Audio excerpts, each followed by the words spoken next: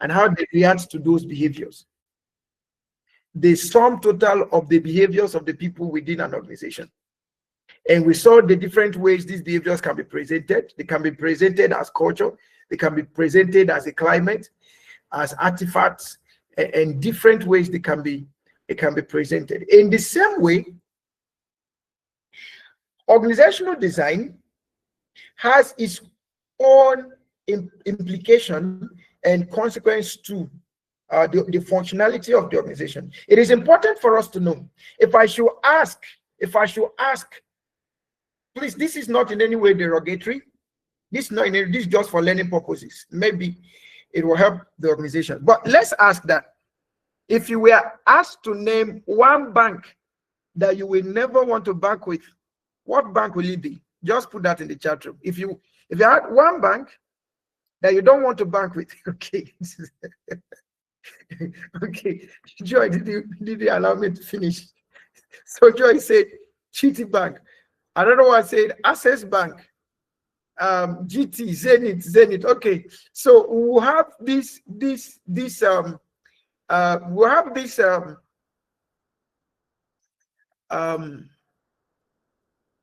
chat room filled up with almost all the banks. Every bank, no bank can be 100% efficient and effective to all. But one of the reasons why somebody will say, I don't want to go to this bank, is just a dispensation of organizational behavior that the person took dissatisfactory. And for that purpose, I will not bank with them.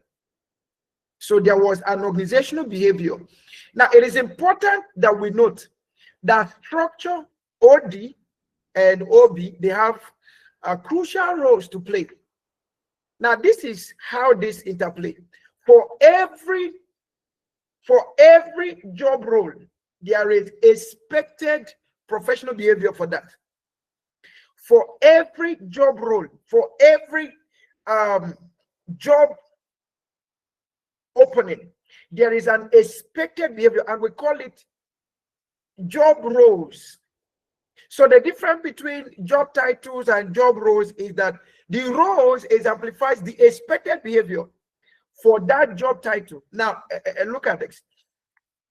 For the reputation of the organization to hold water, the expected vision and mission statement, which is the behavior we are expected to see the organization give.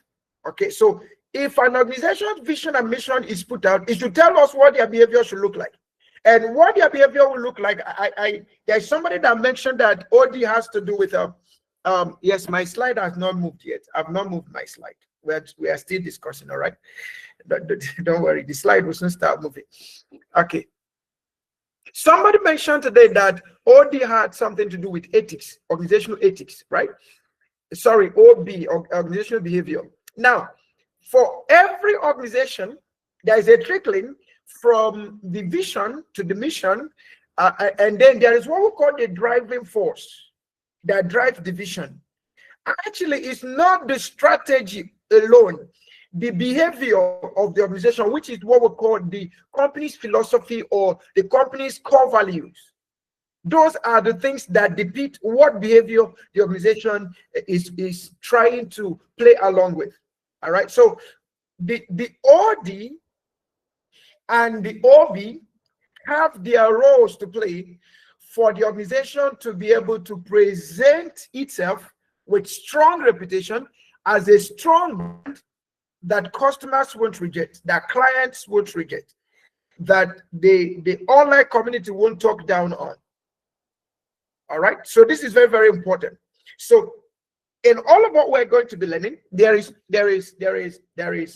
a practical interconnectivity between all of the learning sequence of what we're going to be doing within these 3 days. And I want you to pay very close attention to all of them. And then you will begin to find how each of them are interlinking with each other. So I've said something that is very, very important now. The organization in coming up with its organizational design, it must have first of all developed what we call its corporate strategy. And then that corporate strategy will contain the vision, the mission, the core values, and then the roadmap, or what we now consider the strategy of what they are going to do to achieve their goals.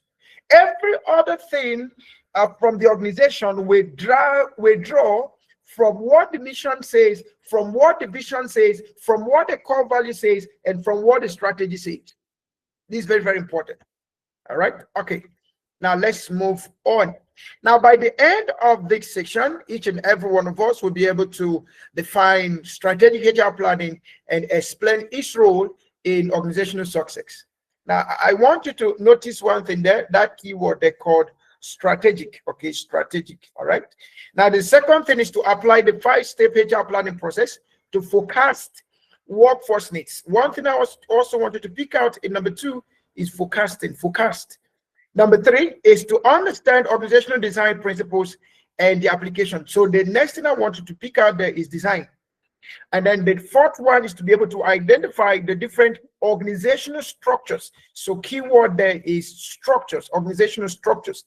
5 is to analyze the relationship between the HR strategy and organizational design. The keyword I wanted to pick out there is relationship. Okay, because someone mentioned today that OD has to do with management of relationships. Okay, the job roles and how the different compositions within the organization, how they relate. Okay, then finally, we'll look at developing action plans for workforce planning and organizational redesign.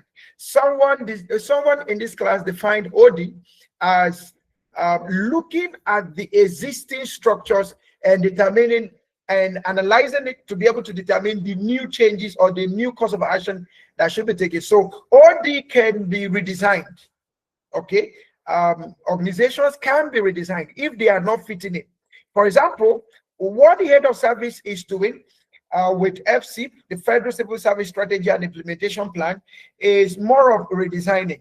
Okay, redesigning the public service. And what is the intention? To meet up with the vision of the head of service, which is to build a world-class civil service. So the vision determines the strategy. The vision determines the behavior. The vision determines the structures. The vision determines the programs, the plans, the initiatives, the projects that will be embedded to help achieve that vision. All right. Okay, so that's very, very interesting. Now, moving on very fast. What is HR strategic planning? Now, from what we could see on the screen, we have that HR strategic planning is an ongoing data-driven process. So somebody could ask the question, what's the difference between HR planning and strategic HR planning? Now, we'll find the difference as we go through this definition. And then somebody could ask, why don't we start with HR planning first? Why go straight to strategic HR planning? Okay, so strategic HR planning is ongoing, data-driven process where organizations systematically plan for the future in terms of human resources. It ensures that available jobs are suited to appropriately skilled employees, identifying key HR initiatives that help the organization achieve its strategic goals and maintain competitive advantage without staffing shortages or excesses. One thing about HR that we must know is that HR is one of the most tedious assignment in any organization. If your HR is a functioning HR, is one of the most tedious. I didn't say it could be tedious. I said it's one of the most tedious, because there is no day you don't deal with HR. HR work is cumulative. You start from the day you enter the week, you enter the month, and then you come back to the day you enter the week, you enter the month. So every day as a HR, have something doing. For the fact that human beings remain and they are working in your organization, that means you cannot play down on the role of HR. Okay.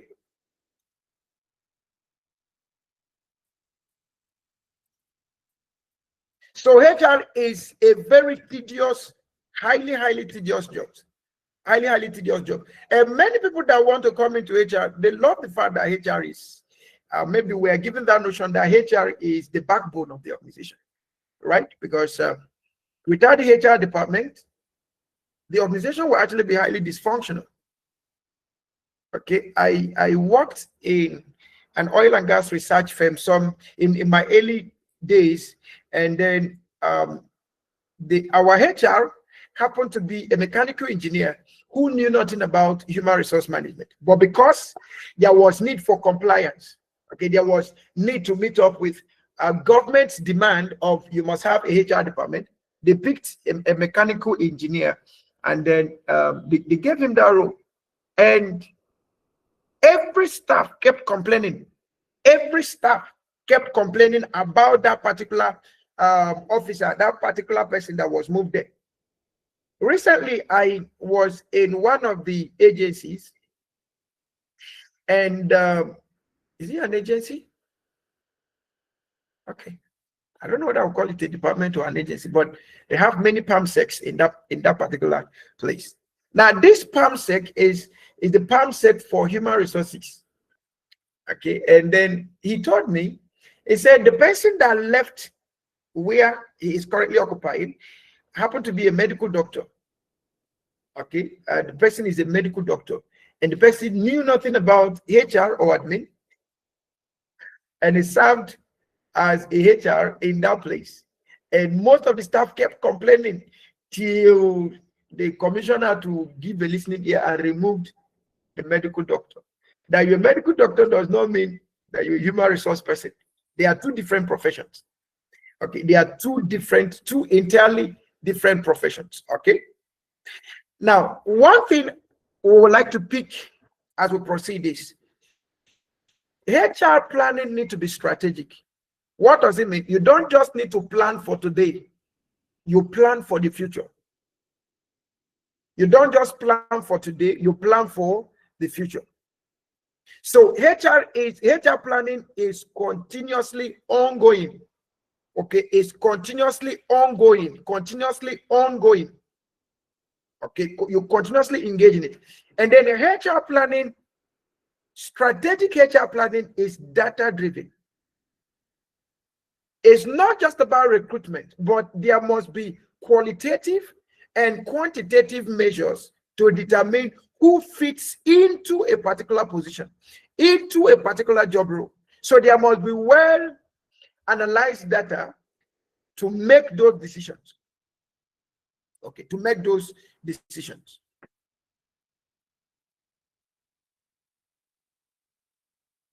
All right. Moving forward, why does strategic HR planning matters? Strategic HR planning aligns talent management with business objectives, ensuring the right people with the right skills are in the right place at the right time. Ensuring the right people with the right skills are at the right place at the right time, and then at the right cost. It optimizes HR budgets, which is the cost, and resource allocation, addresses skills gap proactively before they become critical, improves employee engagement and retention through clear career paths, and strengthens competitive advantage by building organizational capability ahead of market needs. Ahead of market needs.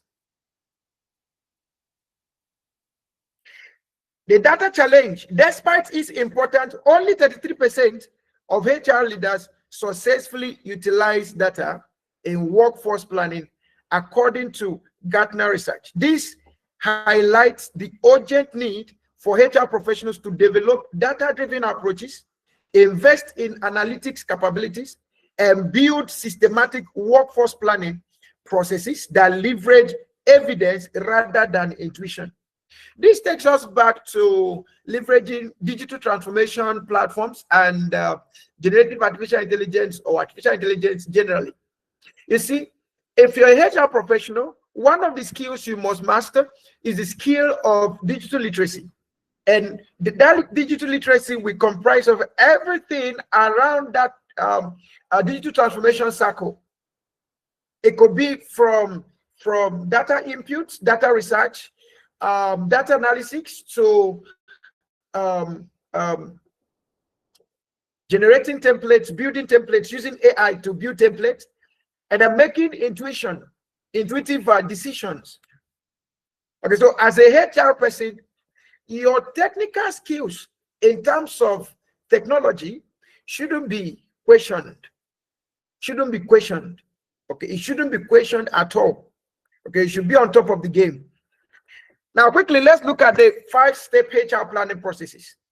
A systematic approach to workforce planning involves 5 interconnected steps that form a cyclical process. Number 1 is to evaluate current workforce. There is what we call workforce analysis.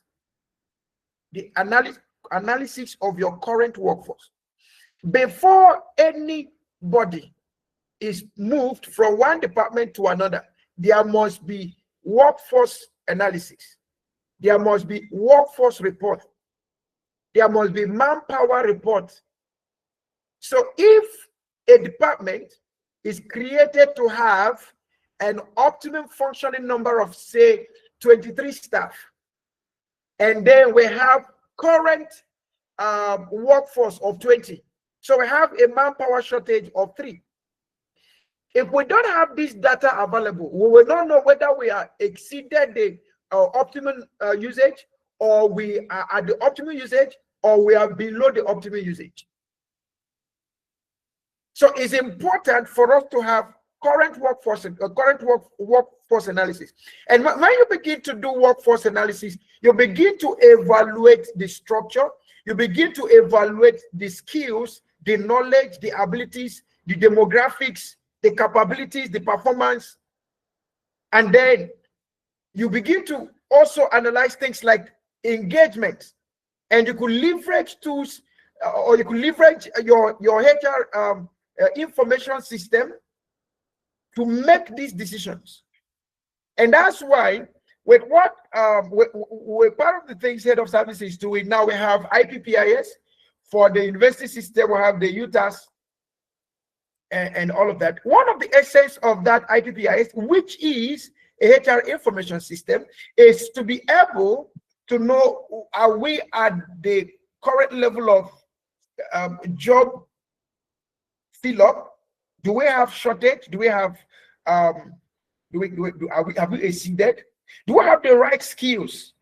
Do we have the right people with the right skills, the right competencies, the right abilities? Okay, so when you do all of those things, you begin to know the current state of your HR within a department. Remember when we talked about OB, we said OB is at 3 levels. We have the individual level, we have the unit or departmental level, then we have the organization-wide level. The same thing applies to your OD. Okay, your OD, you have the individual level. At the individual level, we are looking at job specifications, job fitness. Does the person we want to bring in fit into that particular job? Does he have the KSAs needed? Okay, so you look at the evaluations before you bring the person in. And before you even go advertising, you also, before you go looking for job, advertising for job vacancies, calling for more reinforcement, you must have done an analysis of the job descriptions, job specifications within your department, within your unit, within your organization, such that before you start looking out for more people, more hands, you are sure that there is going to be sufficient work for the people you're bringing. Number 2 is to forecast future work needs. How do you forecast future work needs? Actually, today we are talking about human resource management, but most organizations have moved. I think it was around 20 some years ago,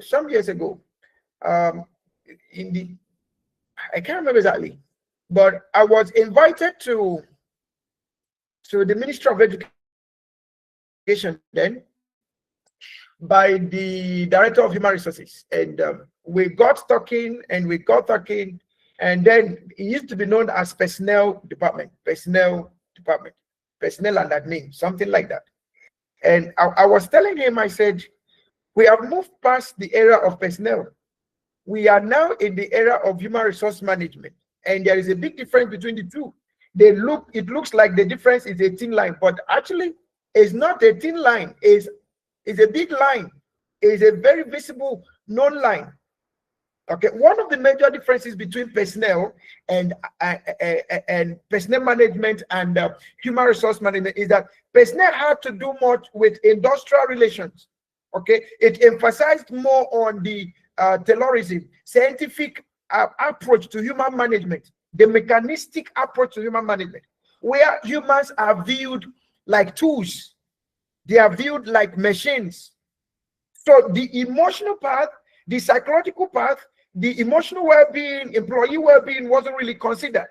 And we also noticed that one of the things that gave birth to human resource management was the Industrial Revolution in the industrial era, where where personnel management wasn't really functioning or giving birth to what was expected. And then we began to have revolution. People began to give a call to the attention of different organizations that we are not machines. We have emotions.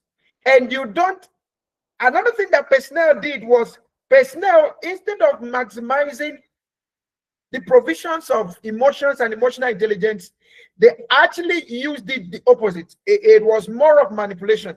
And unfortunately, even though we say we're in the era of human resource management, some organizations are still in that personnel administrative role, okay, where they still use manipulation rather than emotional intelligence in handling people.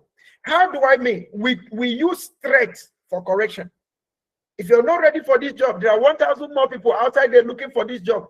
That is not human resource management. That's personnel management. That is personnel management. Okay, we don't want to know, why did you come late? Okay, so you monitored someone, he came late day 1, day 2, day 3, and then instead of trying to engage in employee well-being, having counseling and guidance session with the person, then you resort to a manipulative approach, an authoritarian approach. Mr. John, I noticed that for the past 3 days, you've been coming to work late, and I've been shifting your work to Mrs. Modukwe. There are 1,001 people looking for this job. In case, or if I catch you come to work late tomorrow, you are fired. That is personnel. However, after that engagement with the then director of human resources, few years afterwards, I got to Ministry of Education, and then I saw, wow, your department has changed. It's no longer personnel management. It's now human resource management, and that was a very beautiful one. And that was when FCIP began to get penetration and began to get traction across the MDs. However, even with the fact that human resource seems to be given the crown right now, human resource has also moved. Now we begin to talk about what we call talent management. Talent management, and there is a difference between talent management and human resource management. Many people have argued that strategic human resource management deals with talent management, which is in a way true, but strategic human resource management is so big. Okay, just like human resource management is so wide and so broad. In fact, if we have 5 years just to discuss human resource management, we won't be able to finish all of the concepts and concerns around human resource management. Okay, so organizations have moved. Some have moved from human resource management to talent management. Some have moved from human resource management to human capital management. I was in one of the MDAs, I think they attended this program last year or thereabout, and when they invited us to the organization, I asked for the human resource management. They said they have HCD, that's Human Capital Development Department. Okay, I have HCM, Human Capital Management, rather HCM, Human Capital Management. So that is also another proposition or another opportunity So what this means is human resource is much more becoming more strategic daily. It's becoming more strategic daily. All right, we're becoming much more strategic with HR daily. All right, that is very, very important. So forecasting the future needs simply means we need to begin to look at the human capital dimension. We'll begin to look at the talent management dimension. We'll begin to look at the return on investment dimension. We'll begin to look at the future of work dimension. Okay, in few years to come, many things we consider as job titles today will cease to exist because there will be no need for them. Okay, there will be no need for them. And that is being able to look into the future and predict what kind of labor, what kind of manpower we will be needing in the next 5 years, in the next 10 years, in the next 20 years, in the next 50 years. All right. So the forecasting of future workforce needs through demand forecasting, examples like trend analysis, regression, and the Delphi method. The trend analysis simply means you understanding the trend, predicting the trend, and being able to work and do your forecast according to trend. And then you have the regression analysis, having a linear progression, a linear relationship between what could be happening now versus what could happen in the future. So if you have historical data, you could use your historical data to have analytical predictions. And then you have the Delphi method, where you can have masters or professionals predict what could happen in terms of human resource management to a particular profession. And then we'll also deal with the supply forecasting. We have the internal promotions, external labor market. This can help with meeting the needs. Okay, so we can forecast that in the next 2 years, there'll be movement from deputy directors to directors. And then there'll be movement from assistant directors to deputy directors. And then we'll have from executive officers, principal officers to maybe ADs, as the case may be. So if we have that shift, at the base, what will be the new demand? We've used the internal workforce to fix existing vacancies. Okay, so at the base, what will be? As it were, the head of service should actually be recruiting annually. They should be recruiting because people go on promotions annually. People go on retirement annually. Okay, so why don't we recruit annually? Why is our recruitment not ongoing? In fact, it should be ongoing. All right. Did I say head of service? I meant to say Federal Civil Service Commission. Okay, it needs to be ongoing. All right.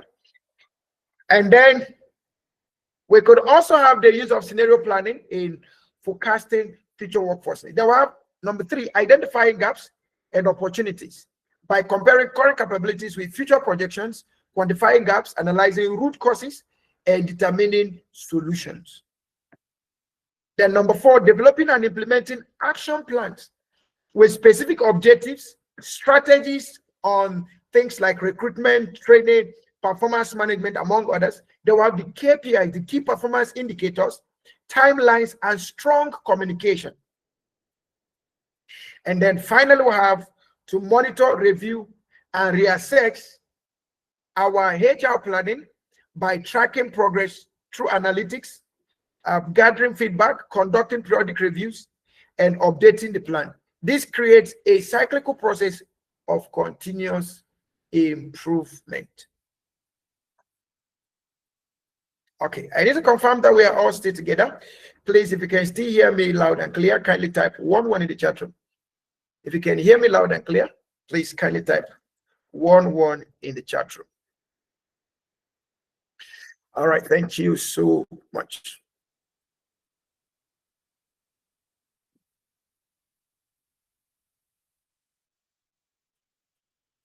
Now, if we go to step 1, which is evaluating of the current workforce, what does that entail? The 3 critical. Okay, let me start from before planning for the future. HR teams and business leaders must assess the strengths, weaknesses, and potential gaps in the current workforce. Understanding whether you have the right amount of talent with the right skills in the right place is essential for effective workforce planning. 3 critical areas that need to be looked into when evaluating your current workforce. You have number 1, structure and demographics. Here you analyze your headcount, your roles, and the key demographics, including age and retirement projections, to understand workforce composition and future transitions. I will look at that key demographics. When Dr. Farmer was talking about organizational behavior, she mentioned about things like diversity and inclusion. It should be core in your HR operations, in your HR analysis, HR inclusions.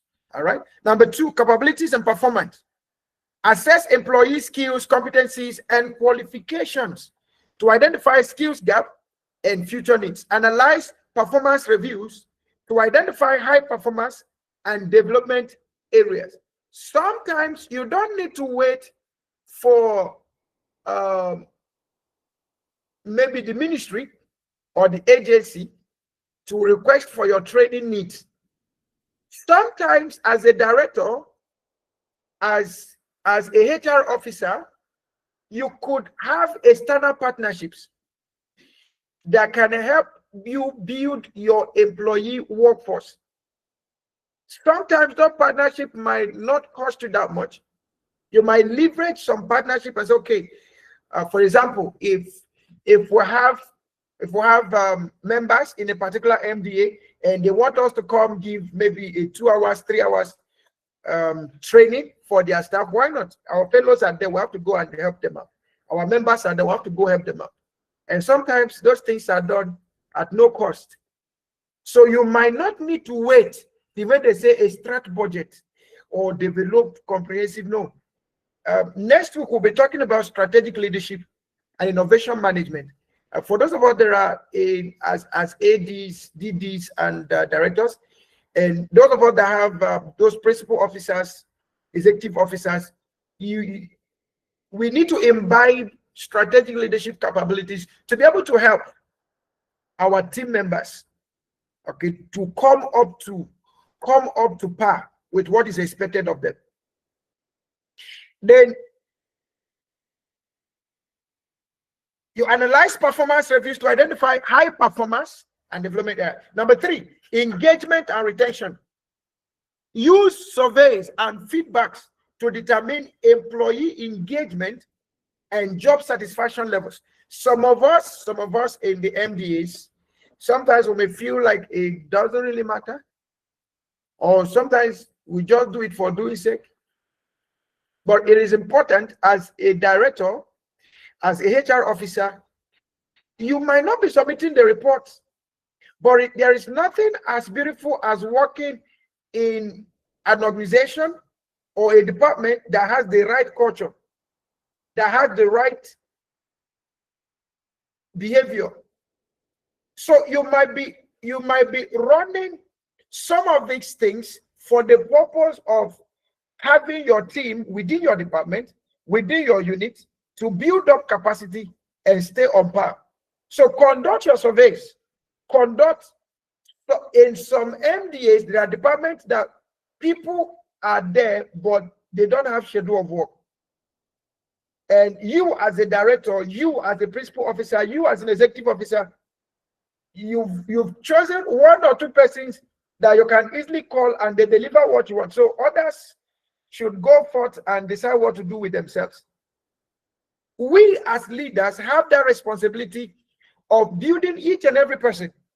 So even if you are not sent from head of service to do job analysis or what we call it now, unit workforce analysis for your unit, for your department, you take that responsibility, take that initiative, okay, and help the people to grow. The good news is when you build in people, they won't forget you. Okay, they won't forget you. All right, they won't forget you. So let's use things like surveys and feedback to determine, in this department, are we really doing well? Okay, what would you like us to do well? What are the things you think if you bring them, they are discretionary initiatives, that we can bring to help facilitate organizational growth and development. The key tools and methods that we can use for evaluation of current workforce: HR information,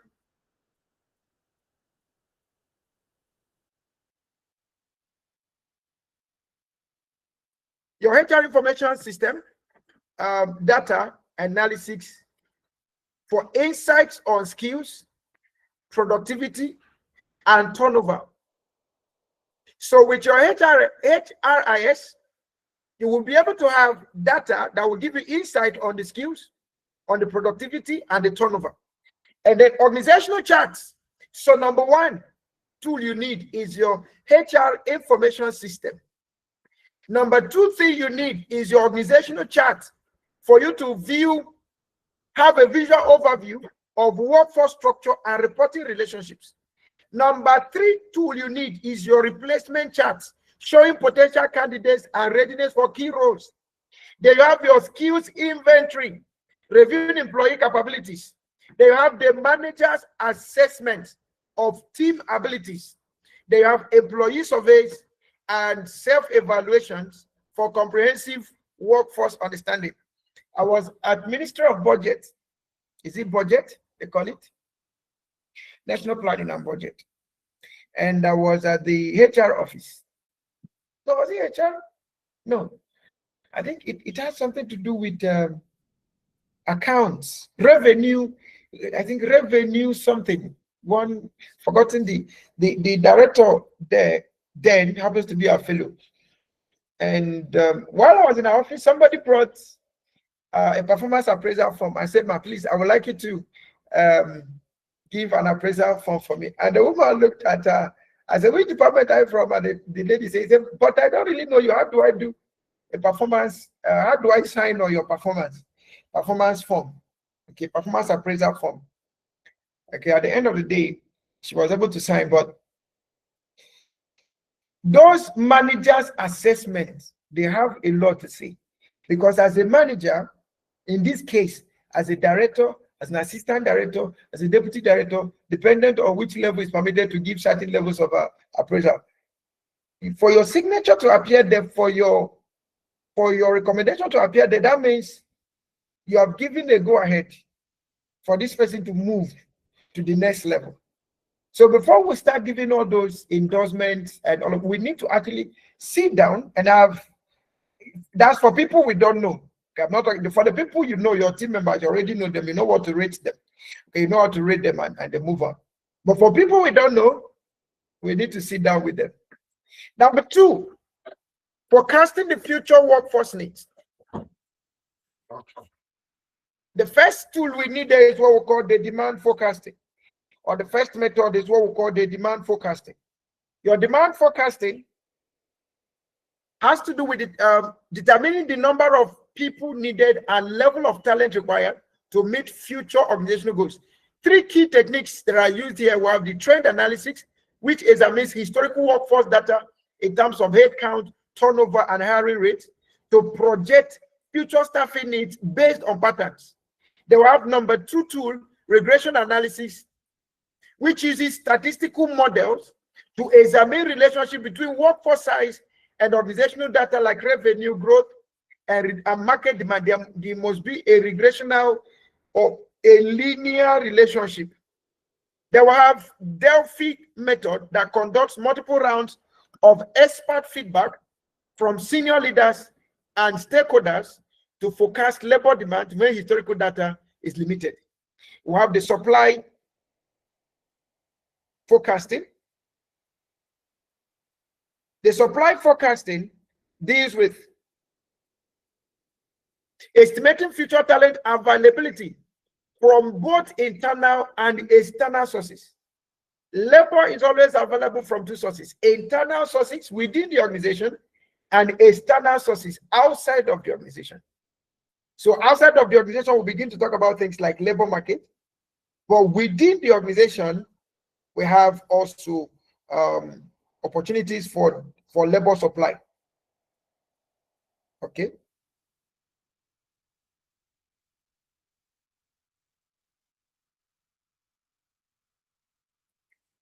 Then we have internal supply includes promotions, transfers, and position expansions, assess true skills inventories, reviewing current employees' readiness to move into lateral or higher level roles. The external supply evaluates the current state and quality of available talent in the job market through labor market data analysis, industry trend research, and competitor workforce data. This dual analysis reviews whether sufficient talent exists to meet forecasted demand. You know, the way people keep saying there is no job, that's the way organizations also keep saying there are no qualified people. Okay, organizations keep saying there are no qualified people, and people keep saying there are no jobs. So both scenarios exist. Okay, both scenarios exist. Then we have the scenario planning. The scenario planning brainstorm situations that may affect organization's direction and labor requirements. It develops best case scenario, worst case scenario, and most likely scenarios, considering technological advances, economic changes, new government regulations, and new product launches. So when carrying out scenario analysis, there's a tool that we call PEST analysis. PEST analysis. PEST analysis has to do with analyzing the political landscape, analyzing the economic landscape, analyzing the sociocultural landscape, then the technological landscape that affects a business. Now, moving further, we have what we call the PEST to LE, added LE to it. Then we'll begin to look at the legal landscape and the environmental landscape for such. Okay, so scenario planning is a wonderful tool that you can use to forecast future workforce needs. It's a very wonderful tool you can use to forecast future workforce needs. All right. Now, this approach creates feasible workforce plans and enables precautionary measures. For example, a technology company might plan for scenarios including rapid AI adoption, requiring data scientists, economic downtime, which necessitates costs, okay, which definitely will bring in costs, with controls, and then regulatory changes affecting staffing requirements. This might directly inform the gap applicable, or the gap analysis applicable in the section 3 or step 3. So now let's move to step 3.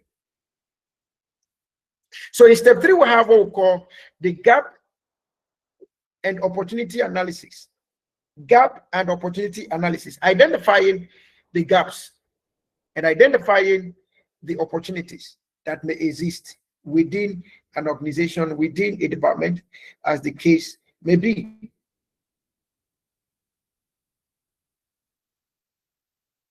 The first thing we look at there is identifying the gaps.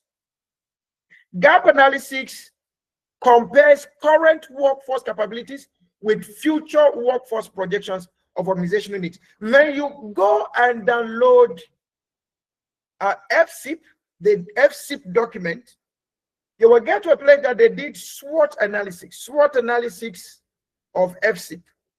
Okay, what are the strengths? What are the weaknesses? What are the opportunities? What are the threats of FSIP? When you do gap analysis, you're more of doing, or sorry, when you do gap analysis, you're more of doing a SWOT analysis. So you are able to identify what we currently have and what is expected. So in that FSIP, in the SWOT analysis, it was the SWOT analysis that gave birth to the 6 pillars of FSIP, of which digital transformation is key to it. All right.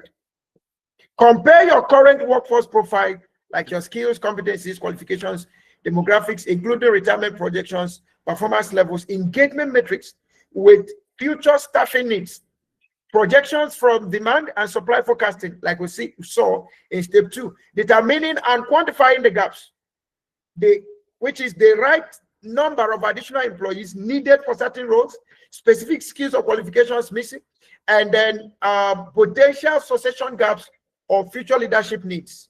This can be identified when you do gap analysis. Number 2 is analyzing the gaps. To fully understand the nature of these gaps, conduct deeper analysis by asking critical questions. Which gaps are most important to close? Those most related to organizational goals and strategic priorities. Those related to organizational goals and strategic priorities are the ones that are most important to close, and they are critical. What are the root causes behind these gaps? The root causes behind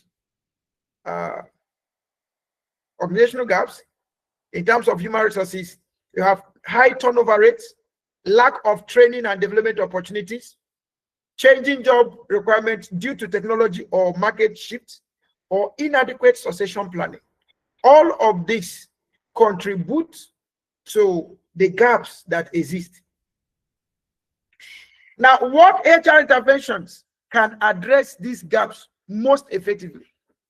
Each of these needs have strategies that HR can adopt to be able to meet up with these things effectively.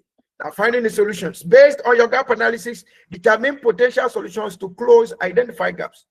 Do you need to recruit additional employees for new or expanded roles? If so, from which sources? Internal promotions or external job market? How many? And in what employment arrangement? Is it going to be full-time, part-time, or contract? Does the labor market have adequate supply of potential employees with required skills? Do you need to train and develop existing employees for reallocation to new roles? Are you fully utilizing the expertise of current employees? Do you need to adapt HR policies or practices to accommodate future human resource needs? These findings form the foundation for your action plan. And then we go to the step 4, which is action plan.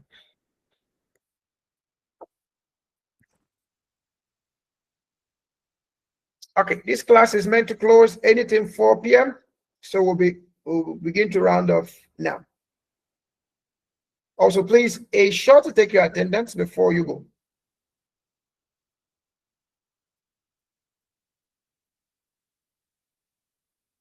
In developing and implementing action plan, number 1, define your objectives and strategies.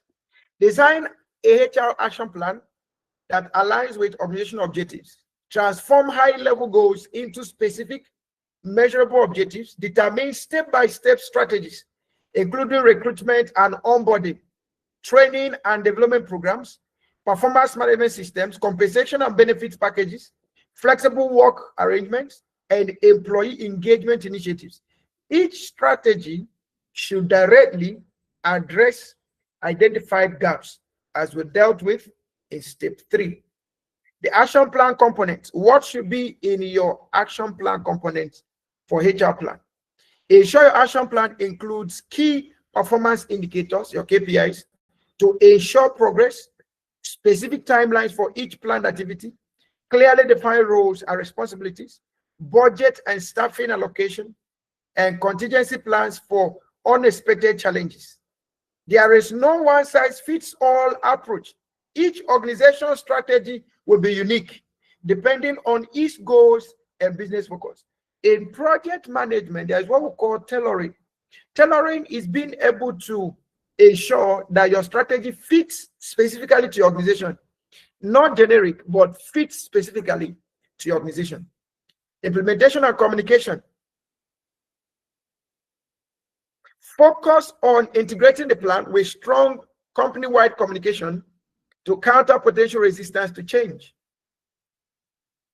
I want to ask a question. How many of us in recent times noticed, especially for those of us in Band A, if you're in Abuja and you use Band A, I don't know about any other place, for about 2-3 weeks now. How many of us have noticed that the tariff, the rate of consumption is unimaginable? How many of us have noticed that? Now, before you finish recharging, it's almost like you didn't recharge. If you're in that category, just type 22 in the chat room. If you find yourself in that category, before you finish recharging now, before you just like try to know what is happening, you're asking what is happening. And somebody came to my office while this class was going on to charge his device, and I asked him what happened. He said their supply just went off, and this is the recharge they did last week. That he doesn't have intention of recharging another one. I'm like, wow, that's. He said that same amount is something they will recharge and they will use for a month plus. Now they recharged it, and in 1 week, it was gone. And I said something to him. I said, it's like, for those of us in Abuja, it's AEDC. So it's like AEDC is tired of communicating the frequent changes. So let's leave it. Any change that will occur, whatever thing they see, let them take it like that. If we must have a functional OD, whether it is at unit level, departmental level, organizational level, sectorial level, national level, we must have what we call strong communication. I saw on the newspaper the other day that starting from January, okay, Nigeria Revenue Service will begin to implement the new tax law, okay, the new tax policy. Okay, so that's communication for everyone. So the question now is, if you don't know what the new tax policy is saying, you have to go and make inquiries about that. But the question, apart from publicity that they are going to start implementation by January, the question is, how are they creating public awareness to that effect? How are they? I'm going to ask one question. Let's be as open as possible. If you've ever challenged those days of no meter, there was no meter, okay?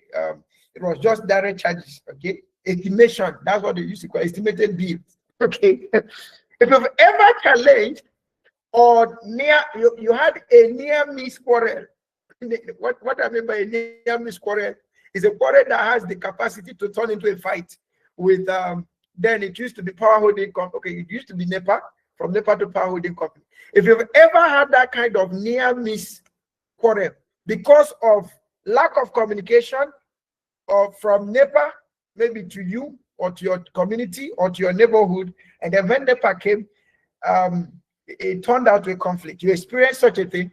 Please, can you type 33 in the chat room? You experienced such a thing. A fallout with NEPA, a fallout with power holding company. Just type 33 in the chat room. Because of lack of communication, they just came with estimated bill. How are you calculating the bill? We don't know. Okay, I think it was the incessant conflict that had to put pressure on whoever that was responsible to make the metering available to everybody. Because they could come to a small organization and they will just look at you. They will size you up and say, your bill is 500,000. Is it 500,000 for the remaining days of this organization, or is just 500,000 for what the light we did not see? And most of the time, this thing costs fracas. Okay, this thing. Okay, so I have to make this confession. Personally, me as a person, okay, when I was growing up, I just came back from school. I think I was in 3rd year or 4th year then. I just came back from school, and it was just my mom at home. And I heard a knock by the gates, and when I went, it was my mom that went, and they say it's power holding people. They came to collect this thing. I said, okay, how much is it? They said, I removed, in Nigerian parlance, what we call last card. I removed my last card to pay NEPA. And while I was paying, somebody was by the pole cutting the wire. Oh, my anger went beyond 100%. I went to that ladder. I carried the ladder. Irrespective of the fact that I was still young, but I felt like you asked me to pay, I paid you, so why go cut the wire again? Okay, and I was very mad. I was very mad with them. Okay, and it wasn't a funny thing.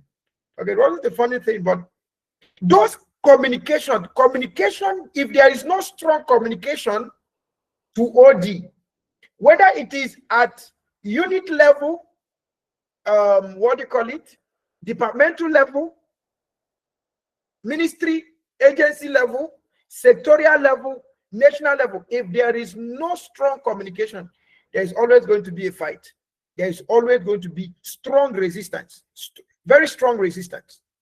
Okay, so if we must have anything work out in organization, then we must start the communication on time and make sure that we have stakeholder engagement as we progress, as we initiate and progress in whatever thing we do within our organizations. Okay, so let's focus on integrating the plan with strong company-wide communication to counter potential resistance to change, include employees and key stakeholders in the planning process to build buy-in, offer training and support for managers and senior leaders who will execute the plan, provide transparent updates on progress throughout implementation.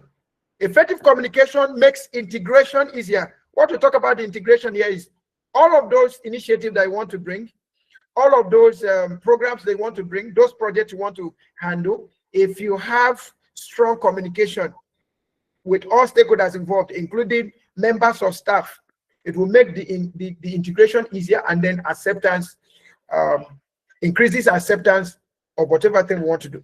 Then we have the step 5, which is monitor, review, and reassess. The first thing you do there is to track the progress.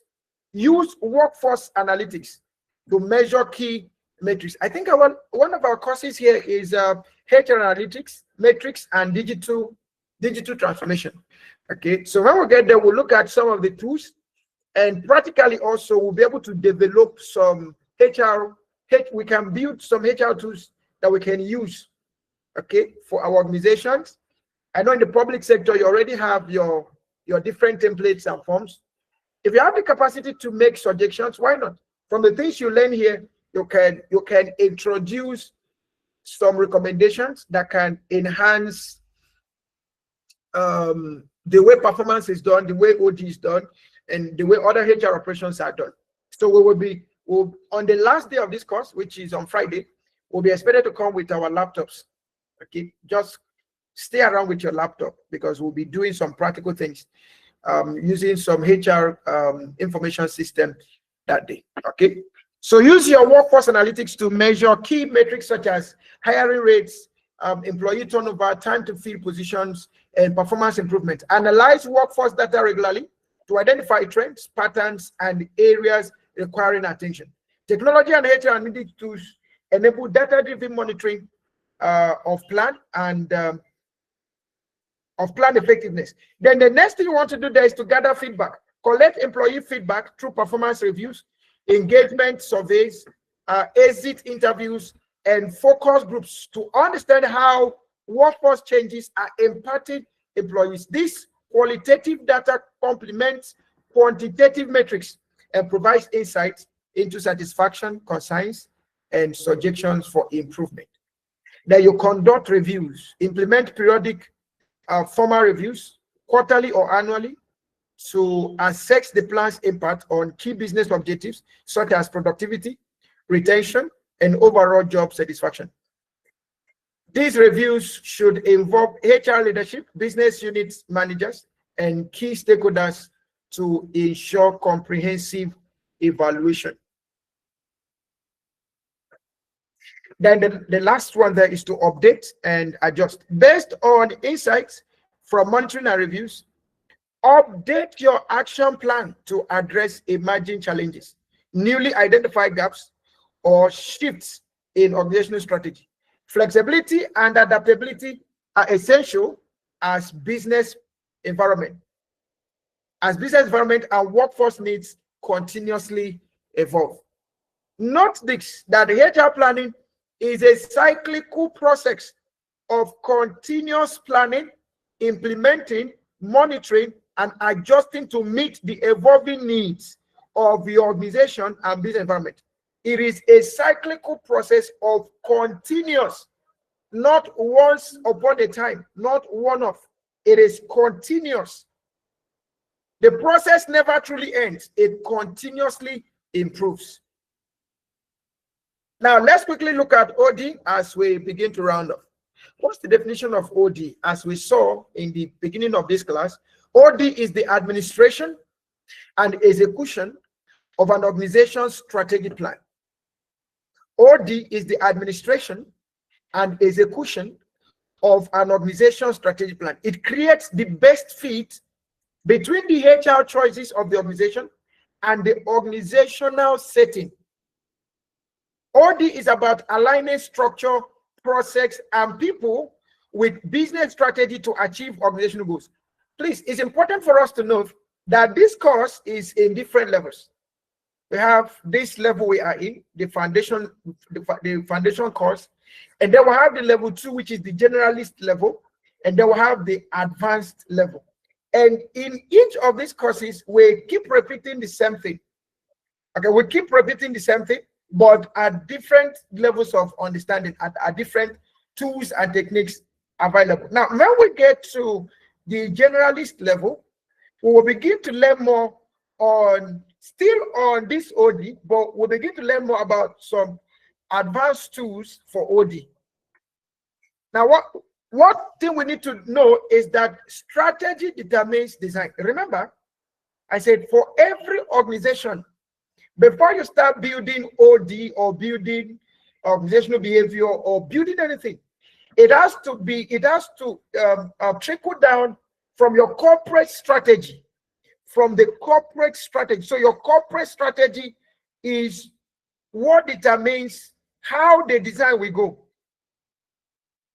The organization's vision, mission, and goals lead to competitive strategies, which are enabled through organizational design. Strategy determines the optimal organizational structure, not the other way around. Design follows strategy to create alignment and enable execution. Okay? I want you to do something for me. I want you to put in the chat room that strategy determines design. Can we all put that in the chat room? Strategy determines design. Strategy determines design. Strategy determines design. I'll be looking at the chat room. Those on YouTube, please put something on your chat. Strategy determines design.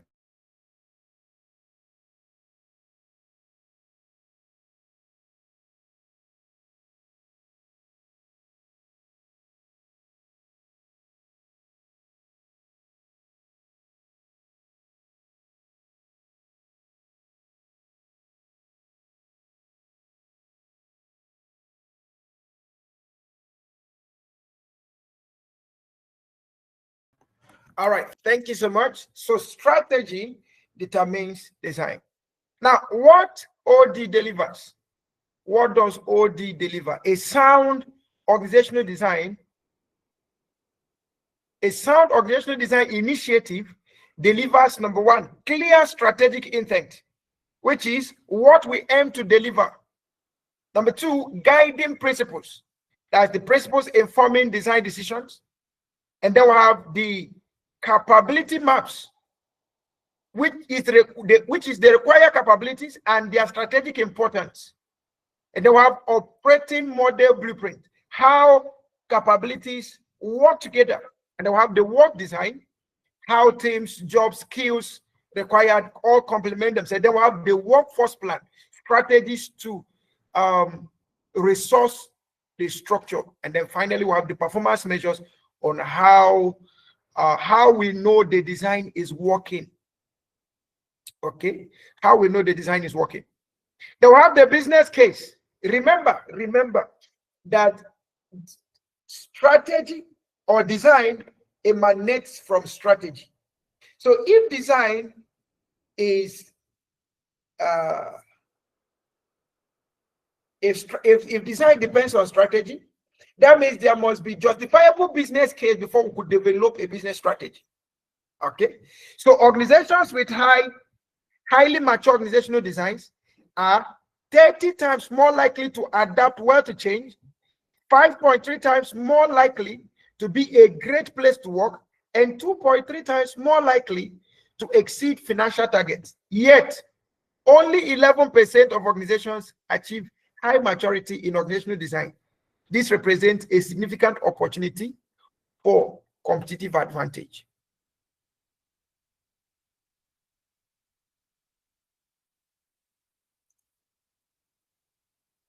Now, what's the role of the HR in organizational design? Let's start from the evolution of the HR's role. In the past, HR became involved in organizational design late in the process with narrow focus on job profiling and implementation. Today, organizational design capability and skills have become critical to the toolbox of any HR generalist, with HR being called upon to lead and facilitate the OD process.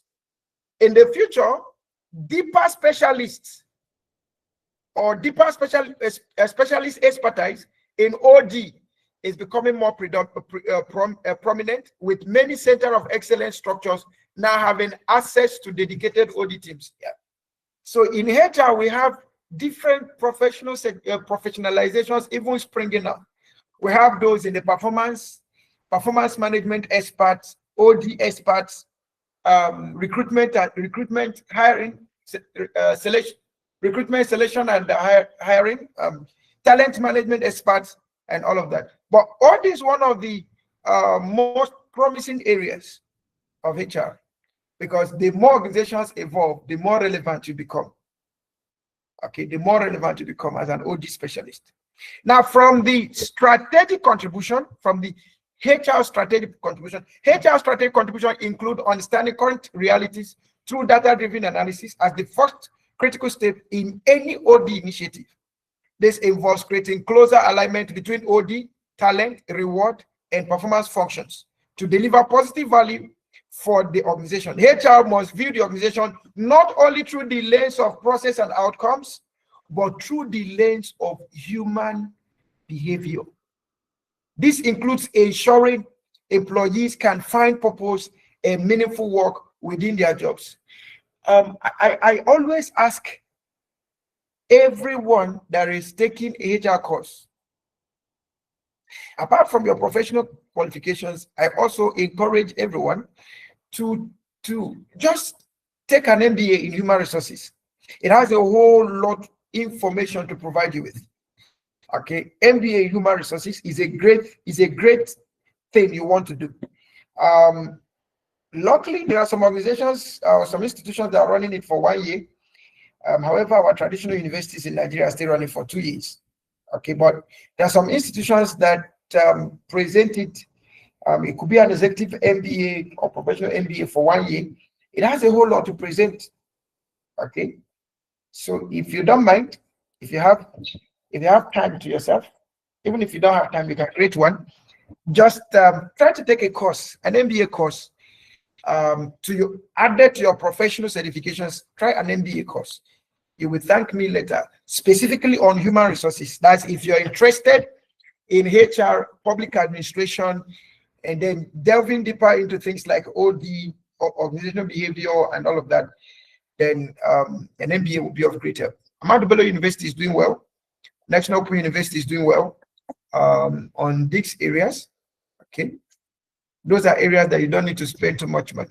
But in case you have plenty of resources, you can try Lagos Business School. You can try NAI University. Those areas are also wonderful places. Now, 3 critical success factors for the HR in terms of organizational design. Number 1, get the right stakeholders around the table with appropriate knowledge, insight, and power to make decisions. 2, use a data-informed approach that validates design assumptions throughout the process, collecting multiple data points to understand strengths and limitations of current design. Number 3, trust the process and work according to set roadmap.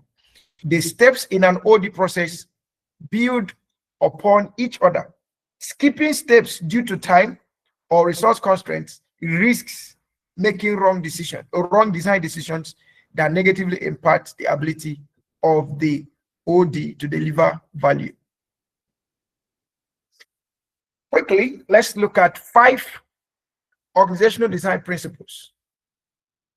Number 1 is specialization principle. Number 2 is coordination principle. Number 3 is knowledge and competence principle. Number 4 is control and commitment principle. And number 5 is innovation and adaptation principle. So let's take number 1, specialization principle. You remember in management, there's a principle called the Henry Fayol's principle. Henry Fayol. Okay, Henry Fayol proposed 14 management principles. Okay, 14 management principles. Henry Fayol. Okay, I would like you to look that up, because as a HR, you need to put those 14 principles of Henry Fayol, you need to put them at your fingertips, because you will need them almost at everything you do in HR. Henry Fayol. Okay, please look it up. Henry Fayol's 14 principles of management. Okay, now part of the principles of Henry Fayol is the specialization principle.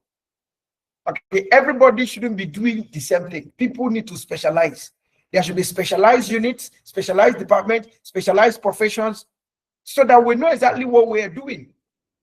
And it's in that specialization that we'll now begin to have what we call division of labor. We can say, HR people, this is your work. Even when we get to the HR, we now know, okay, somebody is responsible for OD, somebody is responsible for learning and development, somebody is responsible for performance, another person is responsible for discipline and grievance, or grievance and discipline, another person is responsible for legal and compliance, another person is responsible for information and industrial relations, another person is responsible for digital transformation. So specialization is central to OD. You cannot talk about OD without talking about specialization. So boundaries should encourage development of specialist skills, specialist cultures that need to be different from the rest of the organization must have sufficient protection from the influence of the dominant culture. Example, we have research and development teams need autonomy from sales-driven culture to foster innovation. Okay, very, very important. Then another thing that Henry Fayol talked about was the principle of coordination. Without coordination is more like leadership.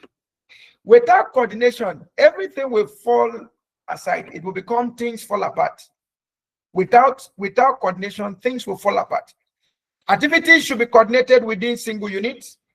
Address difficult links where normal networking will not provide coordination benefit. In such cases, coordination should be made easier, or responsibility should be placed within a single unit to ensure effective coordination. Then number 3, we have knowledge and competence principle. That's to talk about your case is your knowledge, your competencies, and the likes. Part of the things that Henry Fayol also discussed is everyone should be competent in what they are doing. Everyone should have adequate knowledge to be able to do their work. Responsibility should be allocated to the person or teams best fit to do them. Tasks are retained by higher levels based on their knowledge and competitive advantage. Otherwise, they should be positioned lower in the organization. Example, CEO should not be involved in small purchase decisions like keyboard. This should be delegated. Number 4, control and commitment. Balance effective control with engagement and commitment.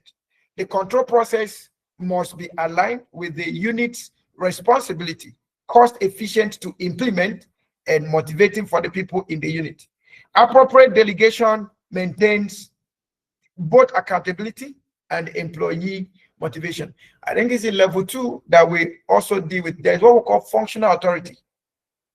In OD, there's what we call functional authority. And then under functional authority, we begin to look at the principles of delegation, principles of autonomy, principles of delegation. Okay. Then we have the last one, the innovation and adaptation principle. Organizational structure should be sufficiently flexible to adapt to an ever-changing world. The organizational design must help the development of new strategies and adaptation to future changes. Agile structures enables rapid response to market shifts and emerging opportunities. December 2nd to 4th, we'll be having our Agile conference, and there will be dealing so much with the agile methodologies, agile framework, understanding the agile environment, the VUCA word, and all of that. Everyone will be given the privilege to join, provided you make your payments for the certifications. Everyone that makes payment for the certificate automatically will be given that leverage to join the conference. Okay, so the conference fee will be waived for everyone who will be joining the what do you call it? They'll be joining the conference by December 2nd to 4th.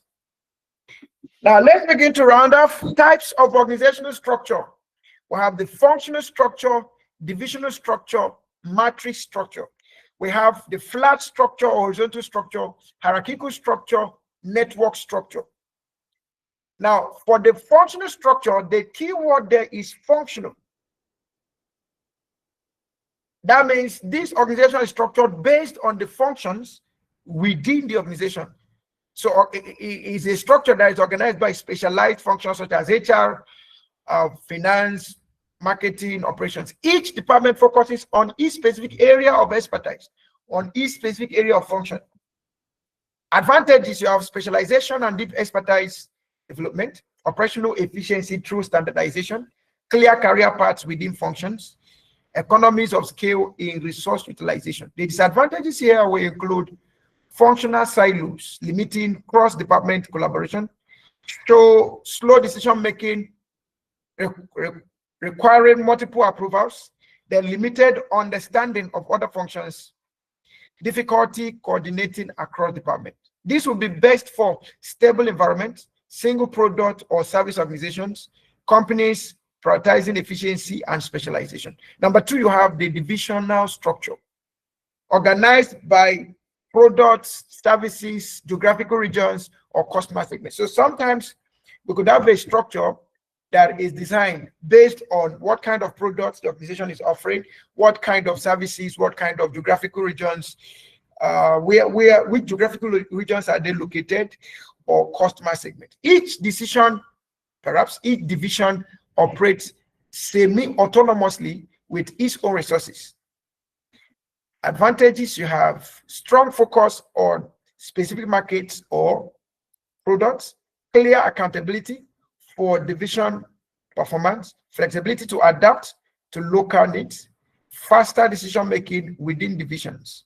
Then the disadvantages will be duplication of resources across divisions, competition between the divisions for resources, inconsistency in policies and practices, higher operational costs. This will be best for large, diversified organizations like we have in Dangote Group. Dangote Group has Dangote Sugar Refinery, Dangote Cement, Dangote Refinery, oil and gas, Dangote Foods, Dangote Logistics. These are all companies within the larger group. So they are broken down as a group. They are called a group. Okay, so inside that group, you have divisions within the group. Now we have the matrix structure that combines functional and divisional structures in a grid arrangement. Employees report to both functional managers and project or product managers. The advantages here: so the matrix is a combination of both the functional and the division. It can combine functional and divisional. It could combine functional and flat. It could combine functional and hierarchical. It could combine functional and network. Matrix means combination. It's combining things. Okay, so some call it also hybrid. Advantages is the flexibility, resource allocation, efficient use of specialized resources, dual expertise from functional and project perspective, enhance innovation and problem solving. Then the disadvantages here will be dual reporting, which will create confusion and conflict, complex coordination requirements, potential power struggles between managers. They will have slower decision-making process. This will be best fit for project-based organizations, complex environments requiring multiple perspectives, companies needing flexibility and innovation. Okay, for the sake of time, wow, I've gone 23 minutes into the time. That's wow. Okay, so I will recommend when we get through to this material, let's feel free to read through the flat structure, the hierarchical structure, the network structure, and every other thing. I didn't know I've gone deep beyond 4. Okay. Now, let me just summarize by looking at the strategic HR planning in the Nigerian context, the challenges, the opportunities, and the best practices, and then we will round off there. The unique challenges as far as the Nigerian context is concerned for strategic HR planning, and you have limited workforce data assets that makes forecasting difficult, skills gap in critical areas such as technology, analytics, and specialized technical fields. They will have high unemployment, but specialized talent shortages that create the paradoxical labor market conditions. You have the brain drain as skilled professionals seek opportunities abroad. You have the infrastructure constraints affecting remote work and digital HR systems. You have the inconsistent MDA implementation of HR policies and planning processes across government agencies. For the opportunities, young and growing workforce. Nigeria has one of the youngest populations globally with a median age of 18 years. That means we have opportunities in the labor market. Increasing education levels with more university graduates and professional certifications. Digital transformation enabling new approaches to HR planning and workforce management. Government focus on capacity building through initiatives like the Savicom and civil service reforms. Private sector innovation in HR technology and practices. Regional talent mobility through provisions of ECOWAS protocols enabling cross-border workforce planning. The best practices for Nigerian organizations in terms of strategic HR planning start with simple processes and build sophistication over time rather than implementing complex systems immediately. Invest in HR information system and analytic capabilities to overcome data limitations. Build partnerships with educational institutions to address skill gaps and create talent pipelines. Develop internal talent through structured training and succession planning to reduce dependency on external recruitment. Adapt global frameworks to local culture and organizational realities. Link HR planning to national development goals in public sector. Use technology to overcome infrastructure challenges through cloud-based systems and mobile solutions. Okay, I believe during the time of Dr. Ifeoma, she mentioned this same thing, the perspectives from the private sector and the public sector, organizational design in the Nigerian context from public to private sector. I remember she mentioning in the public sector, the civil service rule or public service rule that constrains structural flexibility and require adherence to established standards. Then she talked about political interferences too, okay, that influences design decisions and leadership positions. And I remember she talked about bureaucratic controls, bureaucratic traditions, which create strong preferences for hierarchical structures with clear chains of command, then accountability and transparency requirements that demand documented processes and clear reporting lines. Service delivery mandates require structures that can reach citizens effectively, and then reform initiatives from governments that create opportunities for modernization and restructuring. For the private sector, considerations. Competitive pressures requires agility and rapid adaptation to market changes. Family business structures in SMEs blend traditional ownership with modern management needs. Multinational subsidiaries adapt global organizational structures to local Nigerian realities. Startup ecosystems embraces flat structures and innovative organizational models. Industry-specific requirements shape design choices in banking, oil and gas, telecommunication, and other sectors, balancing global standards with local cultural expectations and business practices.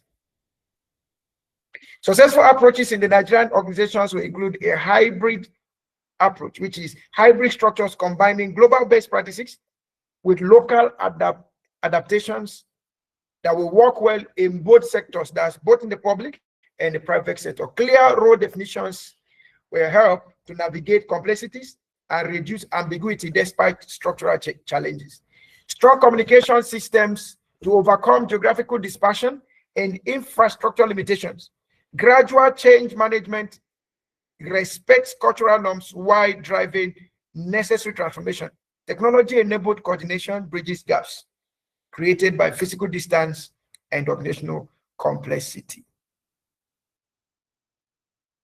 For example, we see Dangote Refinery, or Dangote Group rather, successfully operates a divisional structure across multiple industries while maintaining strong central coordination. GT Bank combines functional excellence with customer-focused divisions and digital innovation. Federal civil service reforms have introduced performance management systems and streamlined structures in select ministries, demonstrating that the public sector transformation is possible with sustained leadership commitment. And at this juncture, men and brethren, would like to call it a day. Thank you so much for your time. It's been awesome. We rolled out 2:30, and this is 4:30, exactly 2 hours. 2 hours. Okay, 2 hours. So we are going to have our attendance in a moment, but meanwhile, I will not take questions for now because all of us need to go and rest. Please feel free to go and rest, and tomorrow we will continue with the course. All right. So I'm going to be sharing the attendance in a moment.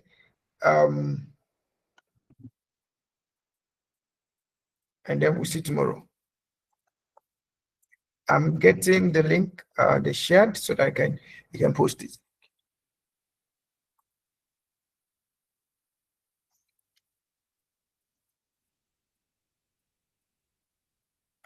Okay. Please, everyone, let's take our attendance, and then we can call it a timeout. God bless you, really good. God bless you. God bless you. Sorry for taking your time. I extended by 30 minutes. I think it was because the break was extended. Sorry. I apologize. Don't worry, tomorrow you have your time, 4 p.m., and everybody will go. Okay. All right. Apologies. Tomorrow we'll be starting 10 a.m. on the dot, 10 a.m. on the dot. We'll have a facilitator that will be here to teach us other dimensions of HR. So we'll run 10 a.m. and then we will also come back after the break to complete tomorrow. Thank you so much. In case you missed any section, the section will be available on YouTube, and then you can watch it. Meanwhile, before we go, this assignment is very important. Let's all get to our YouTube platform, everyone. Please click on this link, go to YouTube, and drop one comment of your experience today. Let's have your experience. Like the stream, and then we have about 50 people in class, so we will be getting about 50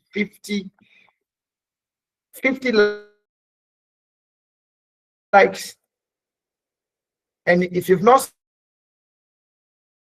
subscribed to the channel, please subscribe so that you can have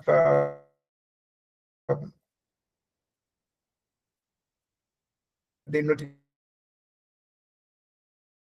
notifications anytime lecture is up. And then you can always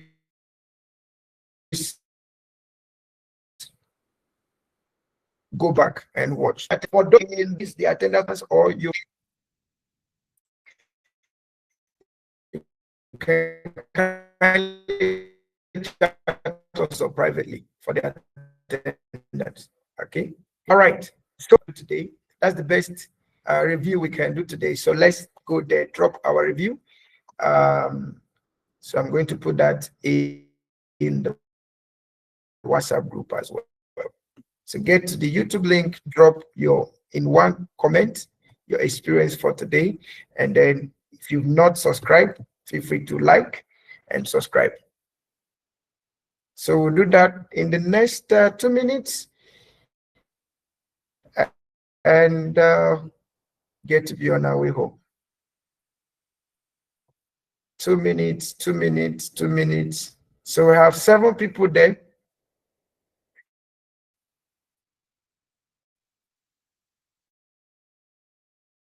Seven people there.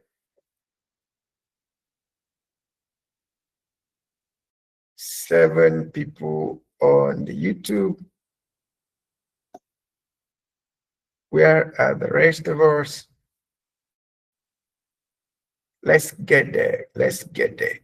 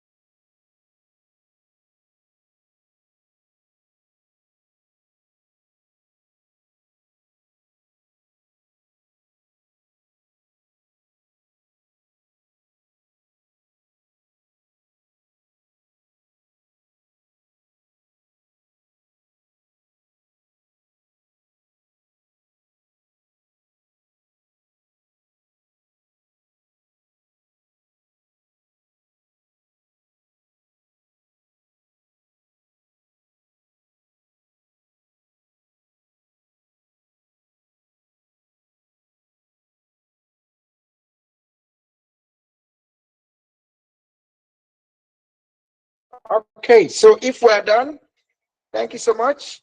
We look forward to seeing you tomorrow by 10 a.m. Nigerian time. Please do have a wonderful evening and see you tomorrow. God bless you.